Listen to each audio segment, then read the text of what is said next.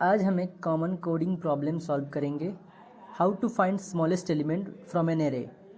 ये concept beginners के लिए काफ़ी इम्पॉर्टेंट है और इसीलिए हम इसको step by step break down करेंगे। सबसे पहले हम एक एरे बना लेंगे। हम इस एरे का साइज़ कैलकुलेट कर लेंगे। एरे के साइज़ कैलकुलेट करने के लिए हम यूज़ करेंगे साइज़ ऑफ एरे का नाम divided by size of int. ये हमें एरे का साइज़ निकाल के देगा।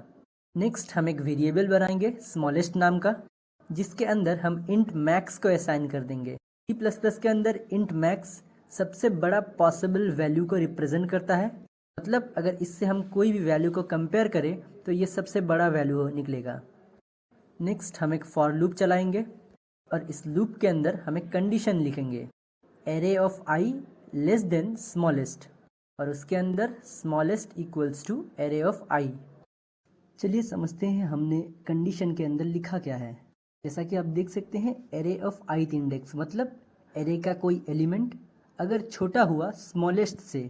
यहाँ पे स्मॉलेस्ट क्या रिप्रेजेंट कर रहा है, जैसा कि हमने स्मॉलेस्ट में असाइन किया है इंट मैक्स, जो कि पॉसिबल सबसे बड़े वैल्यू को रिप्रेजेंट करता है। सो अगर एरे का एलिमेंट छोटा हुआ स्मॉलेस्ट से तो फिर ये कंडीशन एग्जीक्यूट होगा। और कंडीशन देख के अंदर लिखा है कि जो भी एलिमेंट छोटा है उस एलिमेंट को उस वेरिएबल स्मॉलेस्ट के अंदर डाल दो। तो चलिए समझते हैं एक्चुअल में ये कोड काम कैसे कर रहा है। सबसे पहले हम लेंगे एरे ऑफ आई का वैल्यू, जो कि फर्स्ट होगा 2। तो अभी हम अपना फर्स्ट आइटरेशन शुरू करेंगे, जहाँ पे हम कंपेयर करेंगे एरे ऑफ ith इंडेक्स के साथ स्मॉलेस्ट का।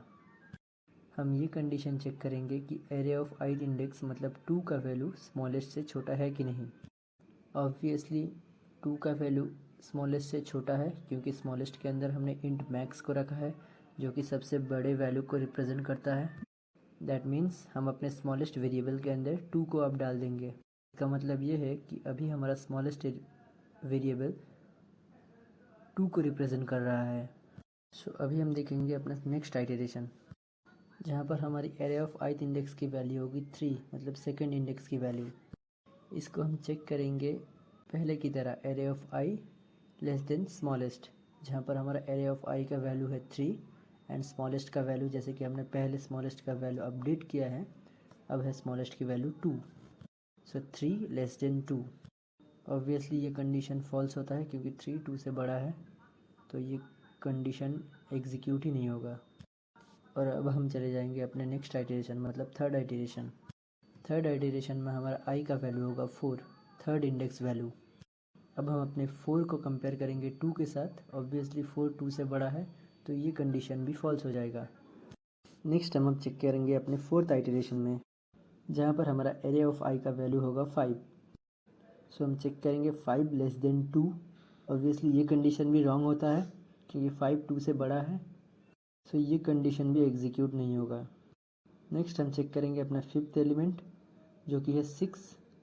हम चेक करेंगे 6 लेस देन 2, तो ये कंडीशन भी हमारा रॉन्ग हो जाता है, क्योंकि 6 2 से बड़ा है, तो ये कंडीशन भी एग्जीक्यूट नहीं होगा।